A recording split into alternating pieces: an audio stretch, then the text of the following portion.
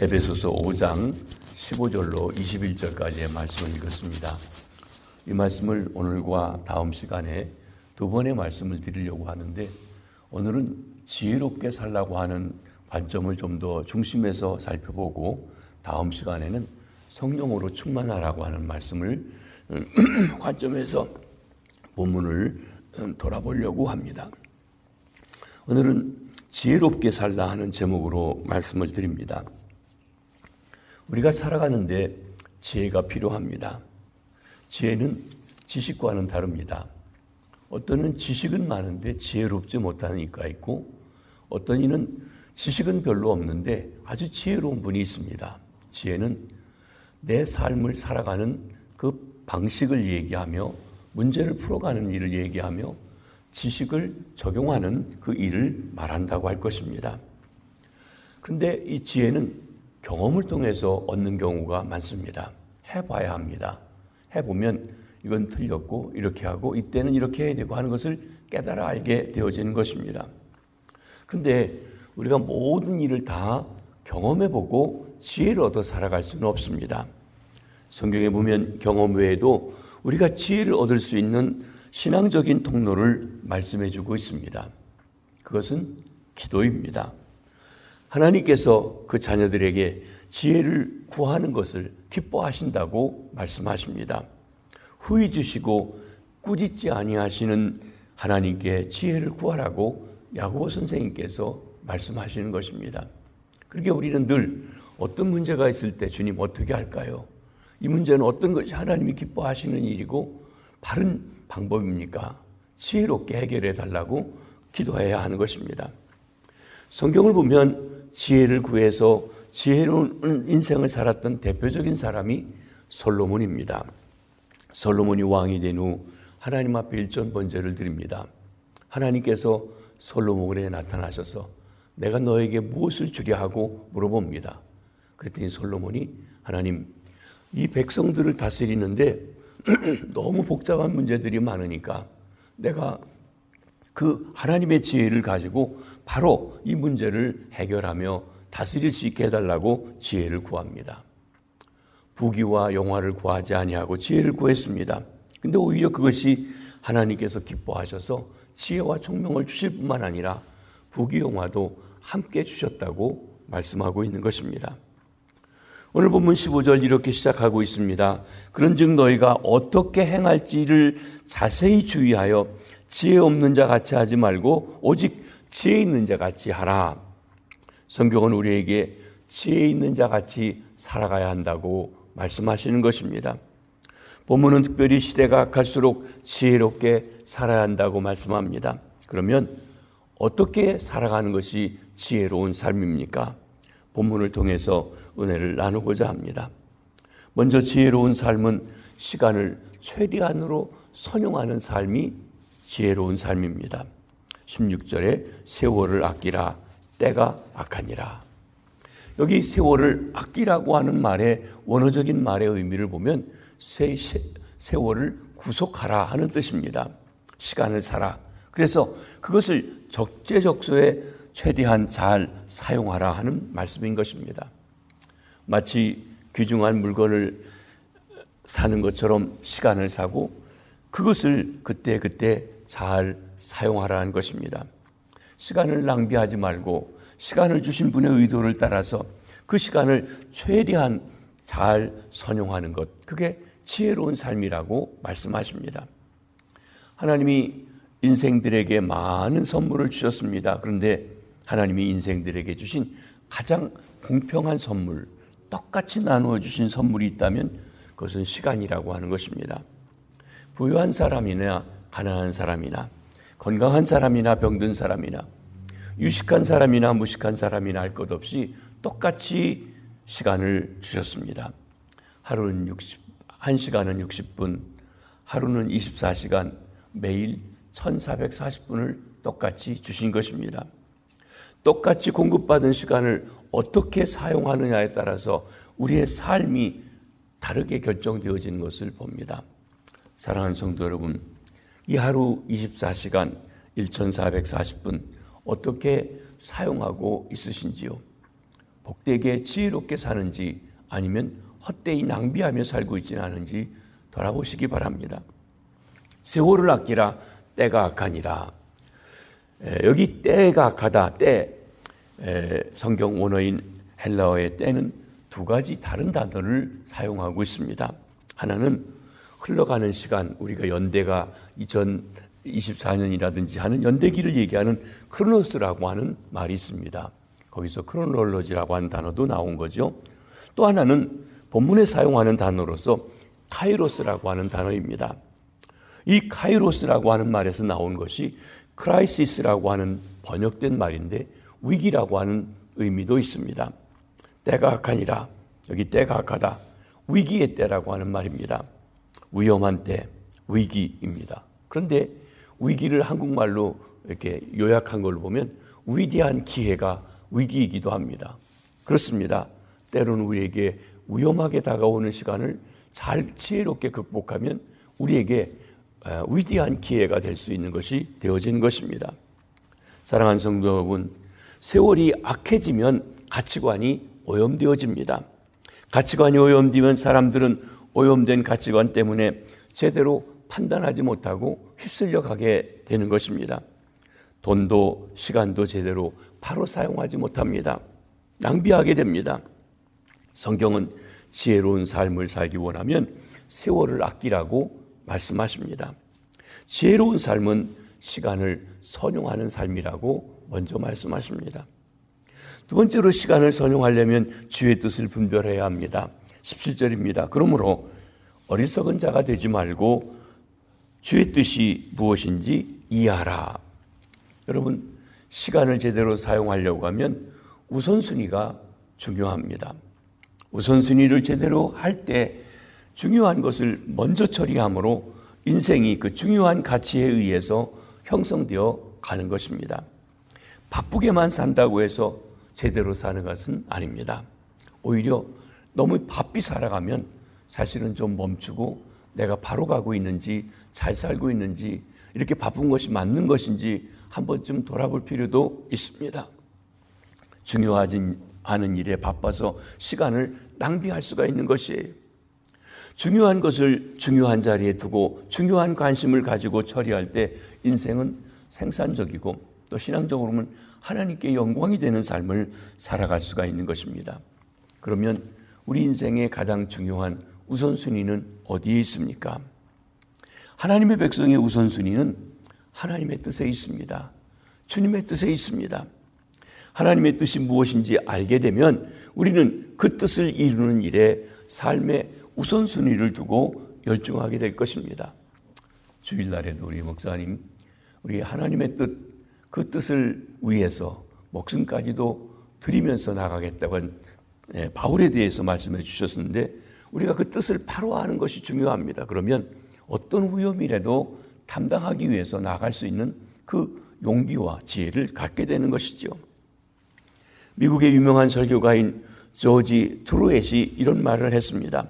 최고의 지식, 가장 중요한 지식은 무엇이냐? 하나님의 뜻을 아는 것이다. 최선의 성취는 무엇이냐? 하나님의 뜻을 행하는 것이다 라고 말입니다. 그렇습니다. 최고의 지식은 하나님의 뜻을 아는 것입니다. 우리가 어떤 상황에 직면했을 때 거기에 대한 하나님의 뜻을 알고 행하는 것, 지혜로운 것입니다. 여호와를 경외하는 자에게 택할 길, 바로 할 수 있는 길을 주신다고 하신 주의 말씀이기도 합니다. 사람들이 성공했다고 말합니다. 그러나 나중에 인생을 하나님이 심판하실 때 창조주 하나님께서 너는 내 뜻대로 살지 못했다 하시면 헛되게 산 것입니다. 실패한 인생이 되어지는 것입니다. 그러기에 우리 인생을 향한 하나님의 뜻을 알고 그 뜻대로 살아가는 것이 최고의 지식이요 최고의 성취가 되어지는 것입니다. 그런데 우리는 중요하지 않은 일에 몰두하다가 중요한 일을 잃어버림으로 인생의 과오를 범하는 경우가 있습니다. 우리 역사 속에 있는 중요한 실제적인 이야기입니다. 1945년 6월 4일 날 독일의 히틀러 휘하에 있었던 유명한 독일의 명장이었던 롬멜이 불란서 서부 해안을 거닐고 있었습니다. 날씨가 잔뜩 찌푸렸고 앞을 분간할 수 없는 안개가 끼었습니다. 그는 하늘을 바라보면서 이렇게 혼자 중얼거립니다. 며칠간은 아무 일도 일어나지 않겠군. 그러다가 그는 그의 가족이 생각이 났습니다.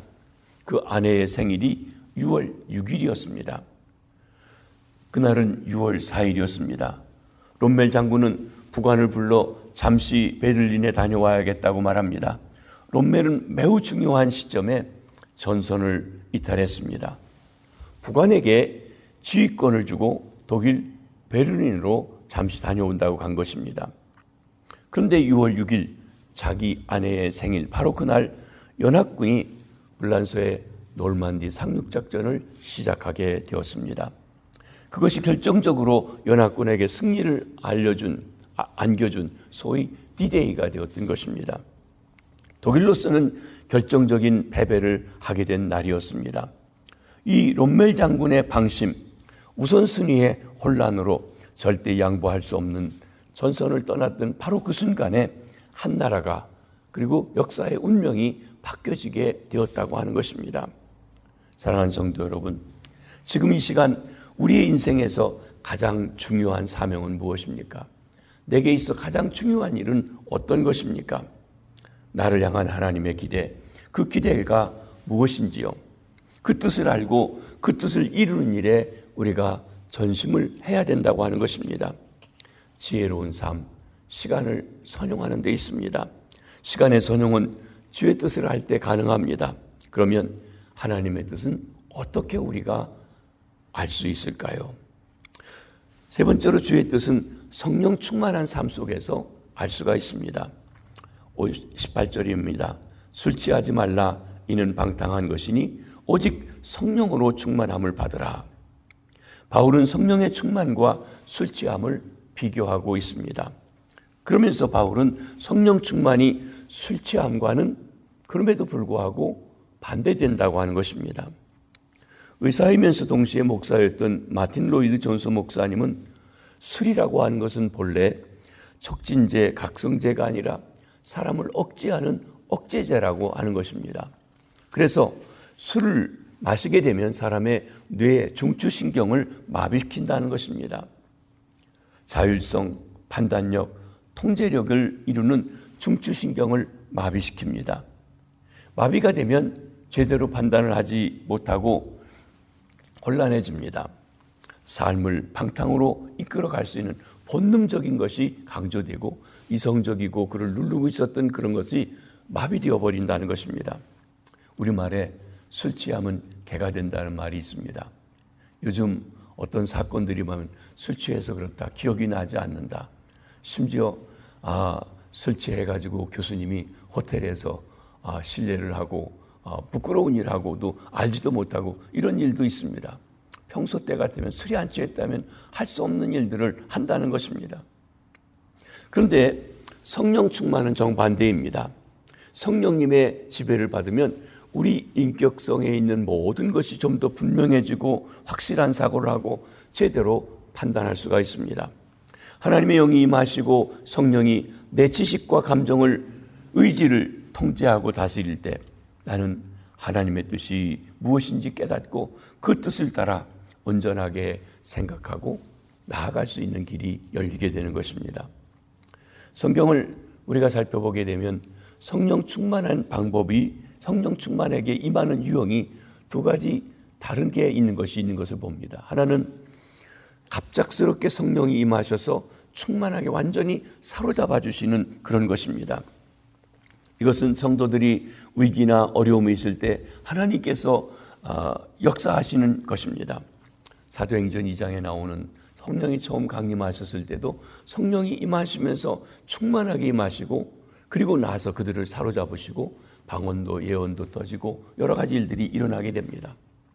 또 여러분 사도행전에 보면 스데반이 전도하다가 돌에 맞아 죽을 위기에 처했던 사건이 있습니다.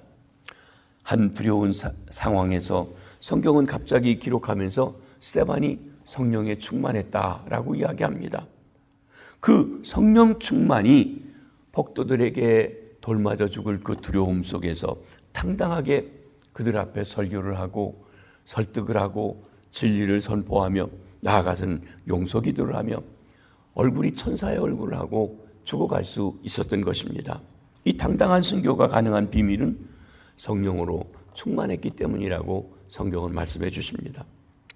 두 번째로는 지속적으로 성령 충만한 일입니다. 우리는 대개 어떤 신비적인 일시적인 성령 충만을 구할 수 있지만 사실은 오늘 본문 또 다음 시간에 말씀을 드리겠습니다만 강조되고 있는 것은 우리 일상생활에서 늘 성령님의 다스림을 받는 일상생활을 말씀하고 있습니다. 18절에 성령으로 충만함을 받으라고 하는 동사는 현재 수동형의 동사입니다.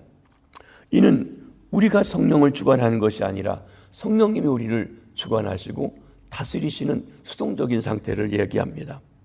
성령님은 내 안에 거주하실 뿐만 아니라 순간순간 우리를 다스리시는 분이십니다. 따라서 우리가 성령님이 온전히 다스릴 수 있도록 조건을 형성하고 있으면 성령님이 우리를 충만하게 다스려 주시고 인도해 주신다는 것입니다. 그때 나는 하나님의 평강과 자비와 임재를 경험하며 하나님이 기뻐하시는 온전한 뜻을 깨닫고 판단할 수 있게 되어지는 것입니다. 이것이 지속적인 성령 충만입니다.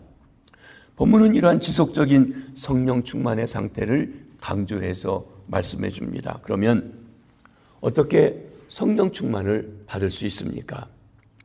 여기 19절에서 21절에 보면 성령 충만의 결과를 말씀한다고 할 것입니다. 동시에 성령 충만을 받는 방법이라고도 말할 수 있습니다. 여기 19절로 21절에 우리말은 풀어 써 있기 때문에 그렇지만 원문에 보면 하나의 본동사에 4개의 현재 분사가 함께 나옵니다. 본동사는 성령으로 충만함을 받으라는 것이고 그리고 거기에 나오는 현재 분사는 4가지가 나오는데 이 4가지가 바로 하나님의 자녀답게 살아가는 삶을 말씀해 준다고 할 것입니다. 하나님의 자녀답게 사는 삶은 성령 충만의 결과이며 동시에 성령 충만을 살려고 하는 사람들이 따라야 할 그 길이라고 말할 수 있습니다. 본문에 4가지가 말씀하고 있습니다. 먼저 11절 상반절에 시와 찬송과 신령한 노래들로 서로 화답하며 현재 분사형입니다. 진행형이죠. 이게 뭐냐? 예배하는 삶입니다. 여기 말하고 있는 것 그리스도인 사이에 이루어지는 영적 교제입니다. 시와 찬송과 신령한 노래로 서로 화답하고 교제하는 것이 예배하는 것입니다. 여러분, 우리가 목사님이 늘 강조해 주는 이야기를 듣습니다. 예배가 우리에게 최고의 일이라고. 예배할 때 성령의 충만함이 있습니다. 예배할 때 하나님의 뜻을 깨닫습니다. 예배할 때 하나님의 임재를 체험합니다. 그렇습니다. 예배할 때 성령 충만의 역사가 임하시게 됩니다. 특별히 찬양으로 하나님께 영광 돌릴 때 성령께서 강력하게 역사하시는 것입니다. 우리는 예배를 통해 성도들의 영적 교제를 소중히 여겨야 합니다. 예배하는 곳 성령의 역사가 있습니다. 성도의 삶은 마땅히 예배하는 삶이어야 합니다. 둘째로 찬양하는 삶입니다. 19절 너의 마음으로 주께 노래하며 찬송하며. 여기 노래하고 찬송하는 것은 서로가 아니라 주께 향한 것이라고 했습니다. 너의 마음으로 노래하라고 했는데 마음을 다해 전심으로 중심에서 하는 뜻이기도 합니다. 내가 마음 중심에서 주님을 즐거워하며 경배하고 찬양을 드릴 때 성령께서 찬송 속에 역사하십니다. 여기 찬양이라고 하는 것은 단순히 노래 부른다는 것을 말하는 것이 아니라 주께서 우리의 삶에 주신 은혜를 간증하는 것도 포함되어진 말씀인 것입니다. 진정 주님을 노래하며 마음으로 기뻐하며 찬송할 때 하나님의 성령께서 강력하게 역사하십니다. 우리 성도는 찬양하는 삶을 살아가야 합니다. 셋째로는 감사하는 삶입니다. 20절에 보면 범사에 우리 주 예수 그리스도의 이름으로 항상 아버지 하나님께 감사하며.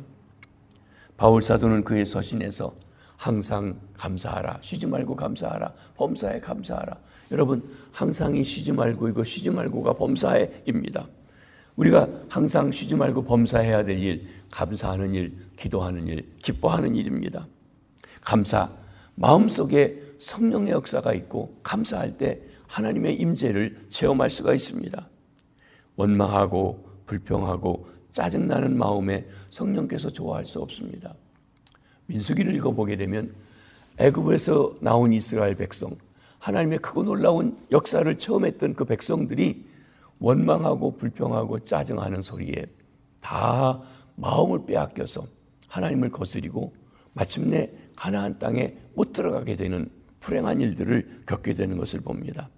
하나님의 역사를 가로막는 일이 원망, 불평, 짜증입니다. 그에 비해서 감사하고 찬양할 때 하나님께서 더욱 강력하게 우리에게 역사하는 것입니다. 그러게 우리는 누가 어떤 원망의 말, 불평의 말, 짜증의 말을 할 때 감염되지 말아야 됩니다. 오히려 그 사람들을 사랑의 말로 타이르고 감사할 수 있도록 깨닫게 해줘야 합니다. 할 수 있는 대로 모든 일에 감사의 조건을 찾아 감사하시기를 바랍니다. 그때 성령께서 역사하십니다. 감사합니다. 그 다음에 네 번째로는 서로 복종하는 삶입니다. 21절에 그리스도를 경외함으로 피차 복종하라. 우리가 성령에 충만하게 되면 나타나는 특성 중에 하나가 한 사람 한 사람이 귀하게 보인다는 것입니다. 여러분, 주인이 노예를 보고도 그리스도 안에서 형제로 바라볼 수 있을 만큼 그 안에 있는 인격을 인격적으로 바라볼 수 있는 것이 성령님의 역사입니다. 그들은 참으로 귀중하고 소중하며 하나님이 사랑하는 사람, 그래서 십자가에서 피 흘려 죽으신 사람입니다. 그러기에 인간이 소중하고 귀하게 보입니다. 성령 충만은 인간 관계에서 그리스도를 경외함으로 피차 복종할 때 역사하고 또 유지되어지는 것입니다. 사도 바울은 그리스도를 경외함으로 피차 경외하라, 피차 복종하라 라고 하면서 세 가지 중요한 인간관계를 바로 뒤이어서 설명해 주고 있습니다. 우리가 살아가는 데 있는 가장 중요한 관계이죠. 첫째로는 아내와 남편의 관계입니다. 한 몸 되어 살아가는 관계. 누가 누구를 무시하고 함부로 하지 말고 피차 복종하고 살아가라. 두 번째, 자녀와 부모의 관계입니다. 부모 없이 살아가는 사람 없죠. 자녀 없는 경우는 있겠지만 말입니다. 세 번째, 종과 상전의 관계입니다. 일터에서 나의 상급자와 하급자의 관계에 대한 이야기입니다. 이 관계에서 그리스도를 경외함으로 피차 복종할 때 성령께서 역사하시고 거스림이 있을 때에는 오히려 성령의 역사가 중지되며 나아가서는 근심하며 탄식하시는 것입니다. 거스림은 불순종, 죄의 원형입니다. 거스림이 있는 곳에 성령의 역사는 중지됩니다. 사랑하는 성도 여러분, 우리가 서로 인정하고 서로 긍정하고 서로 가치를 세워주며 서로가 서로에게 복종하는 삶을 살 때 하나님께서 기뻐하십니다. 우리 삶을 성령님으로 채워주시는 것입니다. 성령의 능력과 평안과 그리고 기쁨이 흘러넘치게 되는 것입니다. 이 성령 충만에 대해서는 내일 아침에 같은 본문으로 그쪽을 좀 더 관심해서 중심해서 다시 한번 강조해서 말씀을 드리도록 합니다. 오늘 말씀을 정리해 보면 오늘 본문에 나타난 사도 바울의 설명법은 일종의 하나의 체인처럼 연결되어 있습니다. 행복한 삶을 살아가려면, 그리스도인다운 삶을 살아가려면 지혜롭게 살아가야 합니다. 지혜롭게 살기 위해서는 시간을 선용해야 합니다. 시간을 선용하려고 하면 하나님의 뜻이 어디에 있는지 분별해야 됩니다. 하나님의 뜻을 분별하려고 하면 성령으로 충만함을 받아야 합니다. 성령 충만하기 위해서는 진정 하나님의 자녀답게 살고 그리고 예배하고 찬송하고 감사하고 우리에게 맺어진 관계 속에서 서로 복종하는 그런 삶을 살아간다 하는 것입니다. 그렇습니다. 그러기에 하나님의 자녀의 삶은 예배하는 삶, 찬양하는 삶, 감사하는 삶, 그리스도 안에서 피차 복종하는 삶입니다.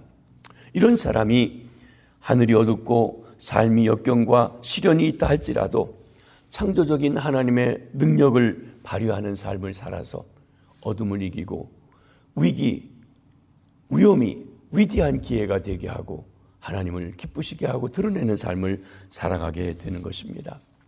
우리 시온성결교회 온 성도님들이 하나님의 뜻을 따라서 지혜로운 삶을 살아갈 수 있는 귀한 축복된 삶이 되시길 주의 이름으로 축복합니다. 기도하겠습니다. 주님, 감사합니다. 새로운 날을 저희들에게 허락해 주시고 주 앞에 나와 우리가 하나님의 자녀로 지혜롭게 살아야 됨을 말씀해 주셨습니다. 하나님, 시간을 선용하며 주의 뜻을 분별하게 하시고 그러기 위해 성령으로 충만한 삶 살게 하시옵소서. 내 안에 계신 성령님을 슬프게 하지 않고 근심하게 하지 않고 오히려 성령님이 나를 온전히 다스려 주심으로 하나님이여 술 취하고 세상에 취해 살지 아니하고 오히려 성령에 충만하여 영광 돌리는 복된 삶 살게 해 주시옵소서. 그래 우리의 삶 구석구석에 하나님이 함께 하시고 만민이 우리가 하나님과 동행하는 삶을 나타내 보여주는 복된 삶 되게 해 주시옵소서. 우리 시온교회가 주님을 예배하며 찬양하며 감사가 넘치며 서로가 서로를 존중하는 아름다운 삶으로 영광 돌리고 주의 임재 속에 하나님 시온의 영광이 빛나는 교회 되도록 축복해 주시옵소서. 하나님, 오늘도 새날을 주셨습니다. 이날에 우리의 일터에서 하나님이여 사업장에 직장에 나가는 이들 축복해 주시고 그 발걸음 함께 하시며 어느 곳에 가든지 그곳에 함께 일하는 사람들과 아름다운 관계를 가질 수 있도록 도와주시옵소서. 우리 가정마다 남편과 아내가 부모와 자녀가 서로 존중하며 사랑하며 경외하며 살게 도와주시옵소서. 하나님, 우리의 자녀들 학교에 가서 공부할 때 지혜를 주시고 축복해 주시며 잘 배우게 해주시고 배움이 지식에서 그치지 않고 지혜가 되도록 하나님을 경외하게 도와주시옵소서. 병상에 있는 환우, 암과 투병하시느니 심장이 약하니 아버지 하나님이여 또한 이렇게 연로해서 양로병원에 계시니 하나님이여 또한 우리 가지고 있는 하나하나 모든 일들을 주님 다스려 주시고 치료하시며 새롭게 하시며 하나님이여 기도하는 문제들이 주 안에서 아름답게 해결되도록 축복해 주시옵소서. 오늘도 우리에게 주신 시간들을 선용하며 아름답고 복되게 주 안에 살아가는 귀한 하루 되게 도와주시옵소서. 감사합니다. 축복합니다. 예수님 이름으로 기도하옵나이다. 아멘. 자유로 기도하시겠습니다.